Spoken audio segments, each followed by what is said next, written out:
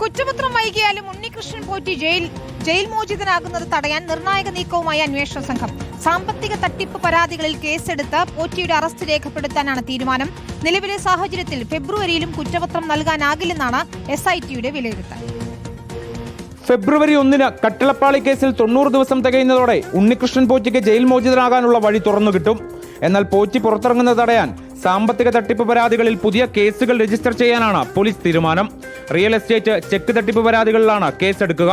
ഇതോടെ കട്ടിളപ്പാളി കേസിൽ പുറത്തിറങ്ങിയാലും ഈ കേസുകളിൽ പോറ്റിയുടെ അറസ്റ്റ് രേഖപ്പെടുത്തി ജയിലിലിടാൻ കഴിയും.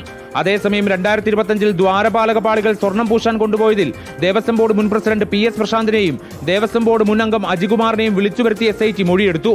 അറ്റകുറ്റപ്പണിയുടെ വിവരങ്ങൾ സ്പെഷ്യൽ കമ്മീഷണറെ അറിയിക്കാതിരുന്നത് മാത്രമാണ് വീഴ്ച. പാളികളുടെ എസ്റ്റിമേറ്റ് എടുക്കുന്ന കാര്യം മരാമത്ത് വകുപ്പിനെ അറിയിച്ചിരുന്നു. പാളികൾ ഇളക്കിയെടുക്കുന്നത് ചട്ടപ്രകാരം ദേവസ്വം സ്മിത്തിനെ അറിയിച്ചിരുന്നെന്നും പ്രശാന്ത് മൊഴി നൽകി. എന്നാൽ കേസിൽ കുറ്റപത്രം സമർപ്പിക്കുന്നത് ഫെബ്രുവരി കഴിയുമെന്നാണ് വിവരം. കുറ്റപത്രം തയ്യാറാക്കുന്നതിന് മുന്നോടിയായി ശാസ്ത്രീയ തെളിവുകൾ ശേഖരിക്കുന്നതിന് ദേവസ്വം ബോർഡ് മുൻ പ്രസിഡന്റ് A. പത്മകുമാറിന്റെ കയ്യെഴുത്ത് സാമ്പിൾ ശേഖരിച്ചു. ദ്വാരപാലക പാളികൾ കൊണ്ടുപോകാനുള്ള അനുജ്ഞ നൽകിയത് പരിശോധിക്കാൻ തന്ത്രി കണ്ഠരര് രാജീവരുടെ കയ്യെഴുത്ത് സാമ്പിൾ ശേഖരിക്കുന്നതിന് കൊല്ലം വിജിലൻസ് കോടതിയുടെ അനുമതിയും SIT തേടി.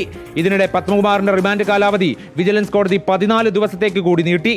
റിപ്പോർട്ടർ, തിരുവനന്തപുരം.